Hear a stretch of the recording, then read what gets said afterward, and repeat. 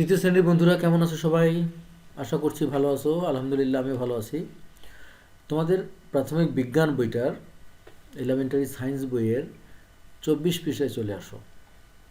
24 পৃষ্ঠার দ্বিতীয় অধ্যায়ের 24 পৃষ্ঠা বলতে দ্বিতীয় অধ্যায় আর কি। এই দ্বিতীয় অধ্যায়ে আমরা এই অনুশীলনের কাজগুলো আগে করে ফেলবো, এবং ভিতরের আলোচনাটা আমরা পরে আস্তে আস্তে পেজ বাই পেজ করব, ঠিক আছে? অনুশীলনীর কাজগুলো হচ্ছে এখানে এখানে দেখো তোমরা টেক্সট বুকে যে অনুশীলনীর কাজগুলো আছে এই কাজগুলো একটু দেখে নাও। এই কাজগুলোর সবগুলোর অ্যান্সার আমি তোমাদের দিয়ে দিচ্ছি, তোমরা আস্তে আস্তে এগুলো পড়বে। ওকে, চলো আমরা উত্তর জেনে নিই। হ্যাঁ, তৃতীয় শ্রেণী বিজ্ঞান অধ্যায় 2 প্রাণী পরিচিতি, তাই না? Introducing animals.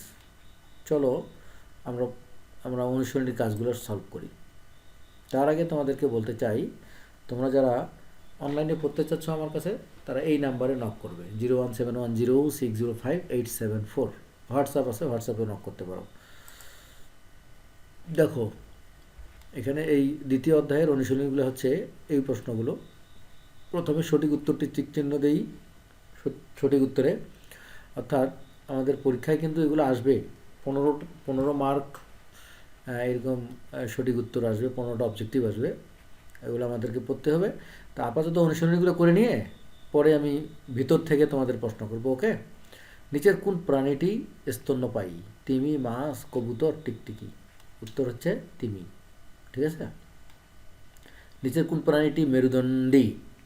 কেঁচো, মাকড়সা, সাপ নাকি তেলাপোকা? সাপ, সাপের মেরুদণ্ড আছে। পতঙ্গ জাতীয় প্রাণীর কয়টি পা থাকে?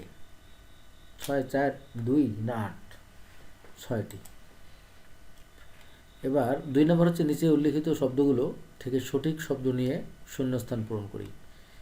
এই শব্দগুলো থেকে আমাদের এই শূন্যস্থান পূরণ করতে হবে। পানিতে বাস করলেও বাচ্চা জন্ম দেয় কে? ডলফিন। প্রাণীর দেহকে দৃঢ় করতে মেরুদণ্ড, তাই না? আমাদের মেরুদণ্ড না থাকলে আমরা দাঁড়িয়ে থাকতে পারতাম না, ব্যাকবোন বলে যেটাকে। আচ্ছা, অ্যান্টেনা বা শুঙ্গ পাওয়া যায় পতঙ্গ জাতীয় প্রাণীর দেহে। 3 নম্বর সংক্ষিপ্ত প্রশ্ন, পতঙ্গ জাতীয় প্রাণীর 2টি বৈশিষ্ট্য লেখো।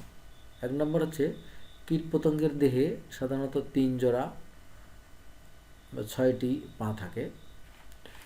পোকামাকড়ের দেহে হাড় থাকে না, এগুলোর দেহ এক ধরনের শক্ত খোলস বা আবরণ দ্বারা ঢাকা থাকে, যা এগুলোকে সুরক্ষা দেয় ও নির্দিষ্ট একটি আকৃতি বজায় রাখতে সাহায্য করে। দেখছো, এগুলো বুঝে বুঝে পড়বা। হ্যাঁ, ক নম্বর গেল। খ নম্বর হচ্ছে উভচর প্রাণীদের দেহ কী ধরনের হয় তা লিখো। উভচর প্রাণী জল ও স্থল উভয় জায়গাতেই বাস করে। এরা পানিতে ডিম পাড়ে। এগুলোর দেহ এক ধরনের মসৃণ ও ভেজা ত্বক দ্বারা আবৃত থাকে। ব্যাঙ একটি উভচর প্রাণী। এরা সাধারণত লাফিয়ে চলাচল করে। গ নম্বর প্রাণীরা পা কী কী কাজে ব্যবহার করে তা লিখো। প্রাণীরা তাদের পা বিভিন্ন কাজে ব্যবহার করে।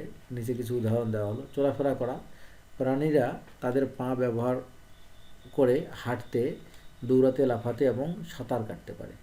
খাদ্য সংগ্রহ ও ধরার কাজে কিছু প্রাণী তাদের পা ব্যবহার করে, পা এখানে একটু স্পেস, পা ব্যবহার করে খাদ্য ধরতে বা ধরার পর সেটি খাওয়ার উপযোগী করতে পা ব্যবহার করে। উদাহরণস্বরূপ পাখিরা তাদের নখর দিয়ে শিকার করে। গর্ত বা বাসা তৈরি করা, মাটি খোঁড়ার জন্য কিছু প্রাণী পা ব্যবহার করে। উদাহরণস্বরূপ খরগোশ বা তেলাপোকা তাদের বাসা তৈরি করতে মাটি খোঁড়ে। 4 নম্বর সন্তান বা ডিম বহন, কিছু প্রাণী যেমন কিছু প্রজাতির ব্যাঙ তাদের সন্তান বা ডিম বহন করতে পা ব্যবহার করে। ঘ নম্বর উভচর জাতীয় প্রাণীর 3টি বৈশিষ্ট্য লেখো। উভচর প্রাণীর 3টি বৈশিষ্ট্য হলো জল স্থল উভয় পরিবেশে বাস করতে সক্ষম, তাদের শরীরের ত্বক স্যাঁতস্যাঁতে ও শ্বাস প্রশ্বাসে সহায়ক, ডিম পাড়ার জন্য জল নির্ভরতা। এবার বর্ণনামূলক প্রশ্ন, তিমিকে স্তন্যপায়ী প্রাণী কেন বলা হয়? কারণ এই যে এটা তোমরা পড়ে নিবে, ঠিক আছে? এটা আমি তোমাদের পড়ে না দিই, তোমরা ক্লাস 3তে পড়ো, তোমরা বাংলা রিডিং পড়তে পারো, এটা পড়ে নিবা, বুঝে বুঝে পড়ে নিজে লিখবা। নম্বর মেরুদণ্ডী ও অমেরুদণ্ডী প্রাণীর মধ্যে 4টা পার্থক্য এখানে দেওয়া আছে, তোমরা দেখে নিবা। তোমাদের দেখার জন্য সবাইকে ধন্যবাদ। দেখা হবে পরের ভিডিওতে। আল্লাহ হাফেজ।